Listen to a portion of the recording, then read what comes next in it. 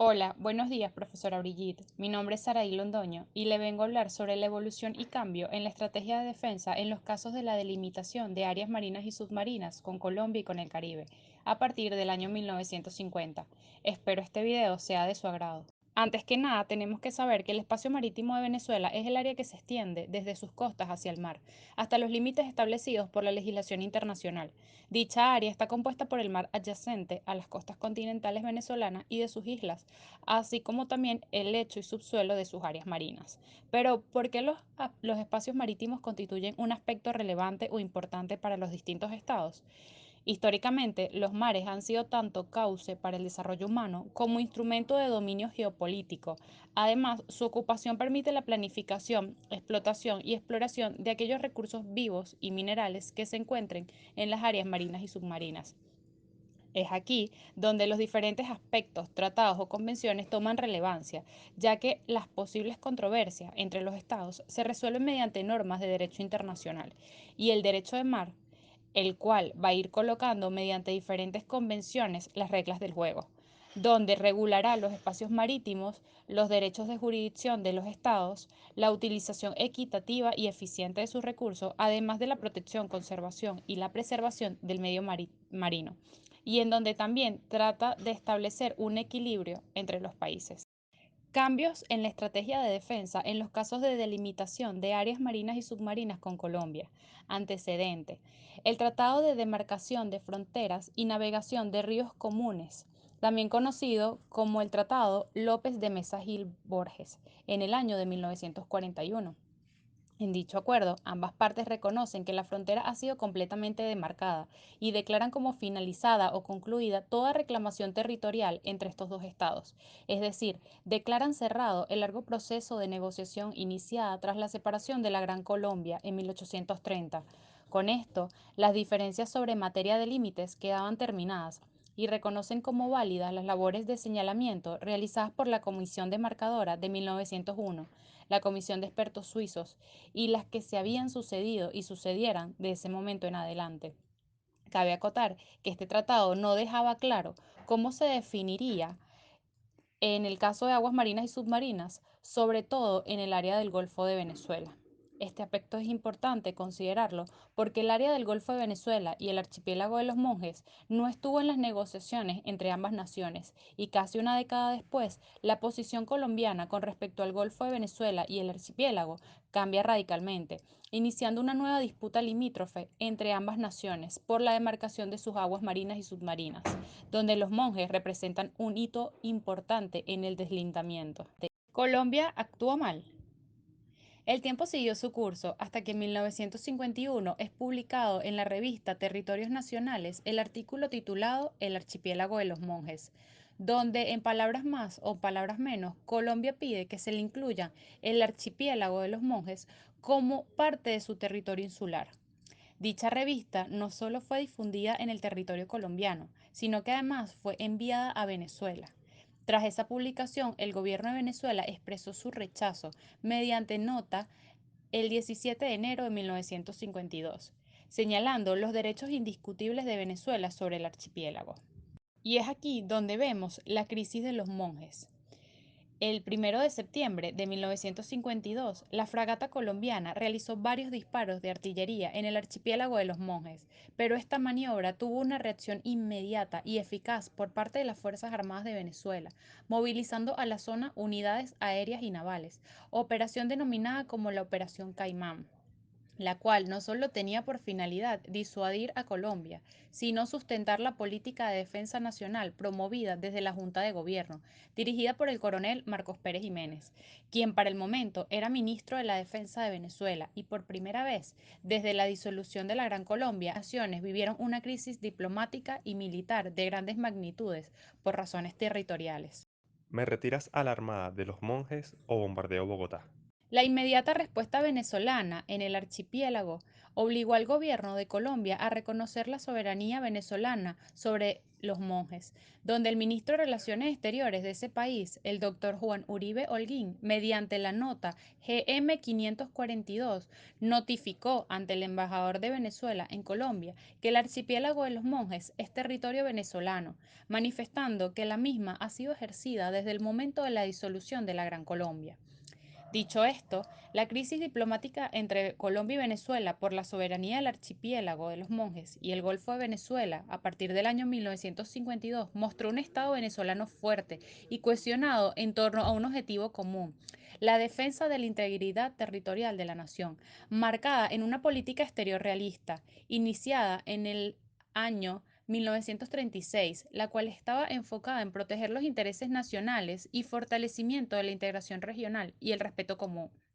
Este aspecto es importante para estudiar los diferendos limítrofes que actualmente sostiene la República, no solo con Colombia, sino también con la República Cooperativa de Guyana, por el tema del Esequibo, y los países del Caribe, por el reconocimiento de Islas Aves y el mar territorial que ella genera. Este punto lo veremos más adelante. Pero ahora, ¿cuál es la posición de Colombia frente al Golfo?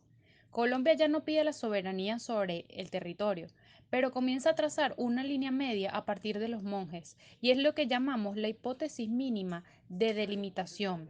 Pero hay un problema que va de Punta Espada a Castillete, y es que Colombia tiene una orilla que mira hacia abajo, es decir, su proyección baja, y cuando esto pasa, pasa por encima de lo que era la línea de cierre del año de 1939. Tomando en cuenta esto, Venezuela decide volver a invitar a Colombia a iniciar conversaciones para un pronto acuerdo en cuanto al tema de delimitación de áreas marinas y submarinas, antes de que el tema se petrolice. Venezuela lo hace a través de una informalidad con el ministro de Gobierno, Gonzalo Barrio, y solicita la apertura de conversaciones con Colombia, pero estas conversaciones no avanzan mucho. Sin embargo, Venezuela sí sabía que las conversaciones se pudiesen petrolizar a futuro y que era mejor encontrar una delimitación rápida antes de que el tema se complicara. Sin embargo, los objetivos no fueron logrados.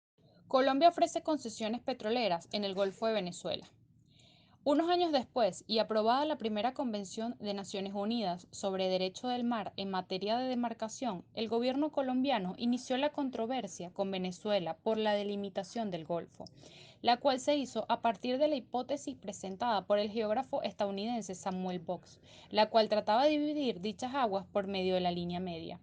Tras la publicación de la hipótesis, el gobierno de Colombia entregó de forma unilateral concesiones para la exploración y explotación de petróleo en aguas territoriales venezolanas, en el Golfo.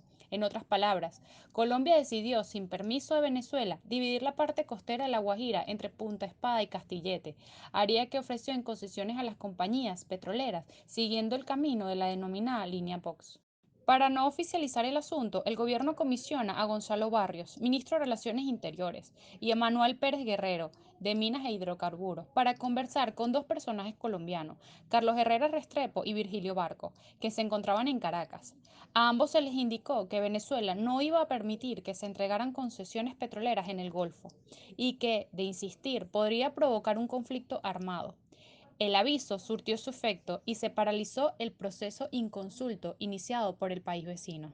Por último, y a pesar de que no estaba en discusión, se consideró necesario ratificar que el archipiélago de los monjes es prevenezolano. En marzo de 1968 se conoce la nota de la Cancillería dirigida al gobierno colombiano, donde deja constancia que al sur de Castillete, inicio de la separación territorial entre ambos países, Venezuela no estaba dispuesta a conversar absolutamente ninguna delimitación con Colombia. Prolongación de la frontera terrestre. Primer gobierno de Caldera. El presidente Caldera solicita una reapertura de las conversaciones entre Colombia y Venezuela. Esto ocurre en Sochagota. Lo importante aquí no es destacar el tema del Golfo, sino establecer una agenda de asuntos pendientes con Colombia, dentro de los cuales se encuentran la necesidad de la delimitación de áreas marinas y submarinas. Aquí se suscita una declaración binacional suscrita por las dos naciones, donde declaran la búsqueda de soluciones justas y equitativas para delimitar dichas áreas. Colombia quiere una delimitación a partir de una línea que busque puntos medios, y lo que dice la declaración es que la solución que deben buscar ambos debe ser equitativa. Pero a Venezuela no le parece equitativo que, si entre Punta Espada y Castilletes hay una orilla colombiana, Sería injusto que un pequeño porcentaje del Golfo a nivel de proyección de costa represente en su proyección marítima y submarina más de la mitad del Golfo, y es por esto que se busca una solución basada en la equidad y no basada en la equidistancia. Caldera explica cuál es su posición. Ya estamos en el año 1968 y el presidente deja claro que la línea del 39 no se toca, ya que sigue siendo aguas interiores venezolanas. Vemos una posición de dominio por parte de Venezuela, sobre todo por debajo de dicha línea. Esto no solo es su posición, sino su defensa. Con motivo de la calificación de mar interior al sur de la línea de Castilletes y Punta Salinas que había hecho el presidente Caldera, ratificando la nota diplomática de 1968 de la Cancillería venezolana, el presidente Lleras Restrepo, como respuesta en su mensaje ante el Congreso vecino, afirmó: "Jamás ha pretendido Venezuela ni podrá pretender que el Golfo es un mar interior de su exclusiva pertenencia". Ante la indefinición de este planteamiento, Caldera tuvo que dejar claro por cadena de televisión y ante un mapa que Venezuela no permitía que nadie entrara a nuestro Golfo, señalando el área al sur de la línea de Castilletes y Punta Salina. Aunque reconocía a Colombia, en virtud de un proceso diplomático secular, costa desde Castilletes hacia el norte, y por tanto habría que negociar las áreas submarinas accesorias a la costa colombiana en La Guajira. Por su parte, el presidente de la Comisión Negociadora Venezolana, Carlos Sosa Rodríguez, ratificó la concepción jurídico-marítima entre Castilletes y Cabo San Román. Las aguas del Golfo de Venezuela, totalmente rodeadas por costas venezolanas, son aguas tradicionalmente venezolanas, sobre las cuales Venezuela siempre ha ejercido y ejerce su jurisdicción. El condominio o la explotación conjunta.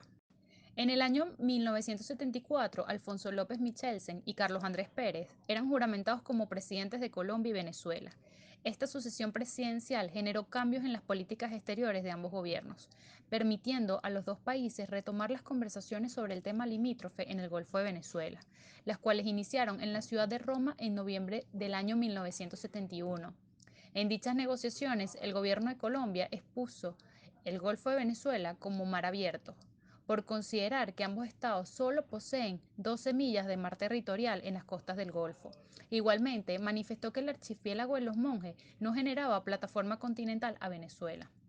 La exposición presentada por Venezuela en la reunión de Roma fue señalar que el Golfo de Venezuela es mar interior venezolano y que a partir de la línea de Castilletes, Cabo San Román, iniciaba el mar territorial de la República.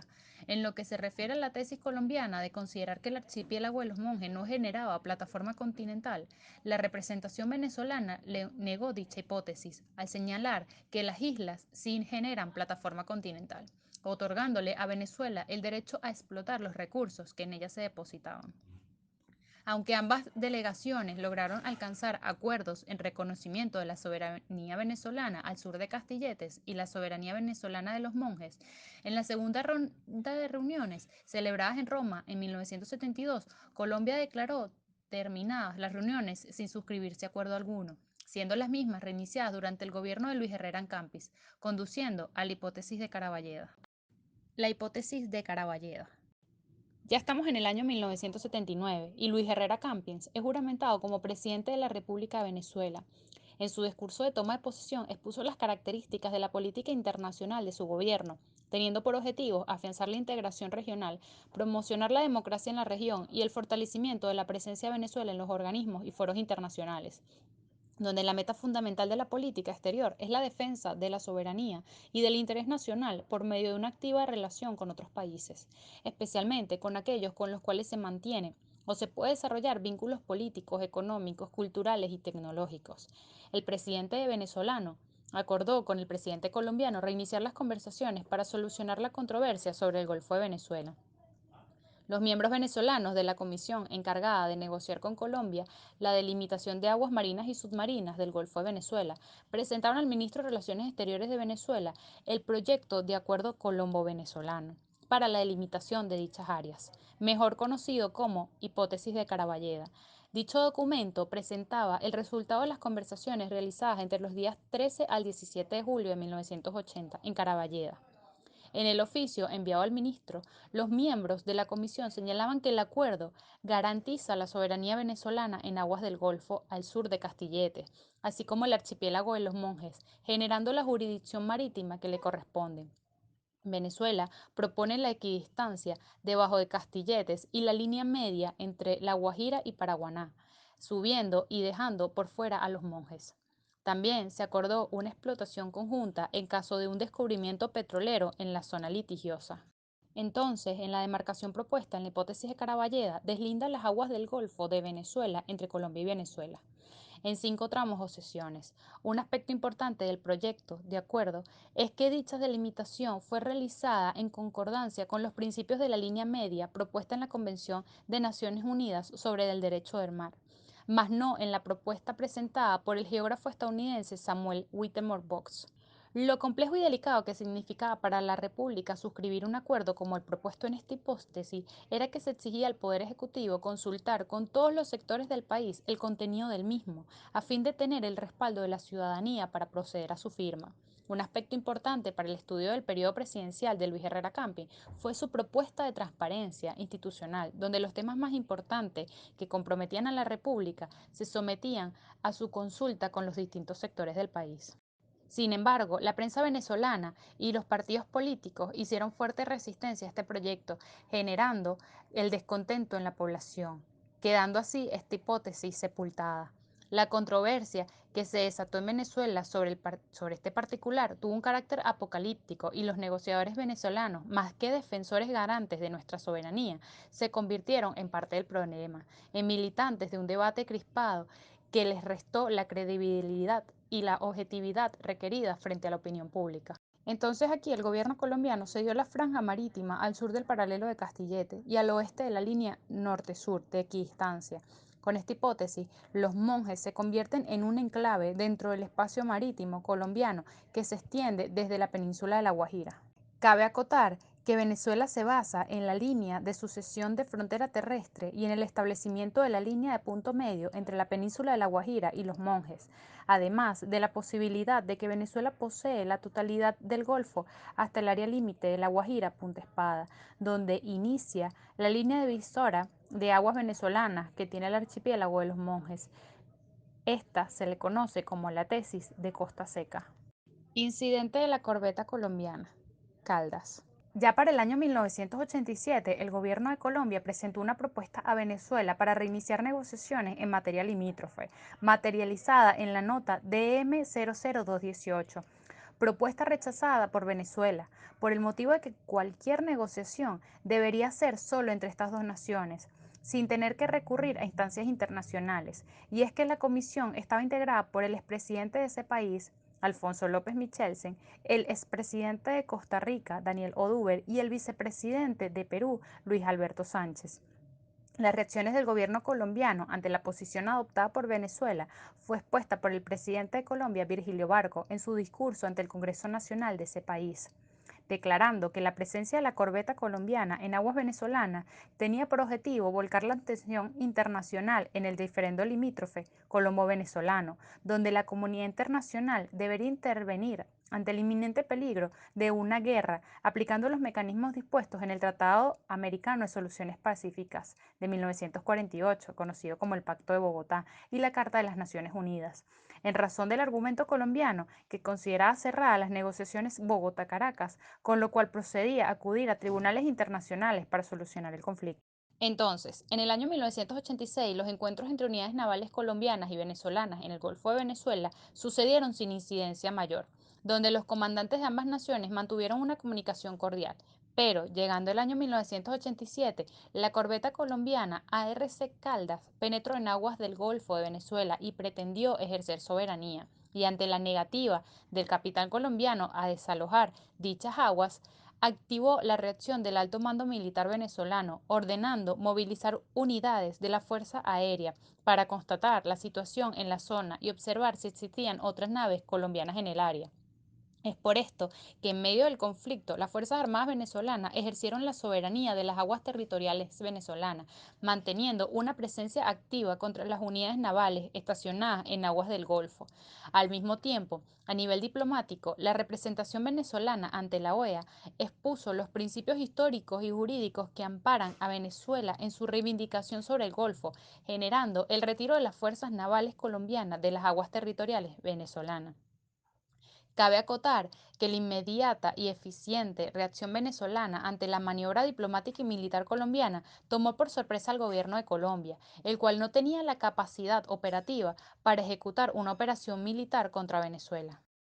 Es necesario destacar que con este conflicto Colombia lo que está generando es un expediente de derecho internacional, porque cuando Venezuela lo saca por la vía violenta, esto comprueba ante un tribunal de derecho internacional que, es verdad, Venezuela mantiene el control, pero lo hace de una manera violenta, no de una manera pacífica como lo dicta el derecho.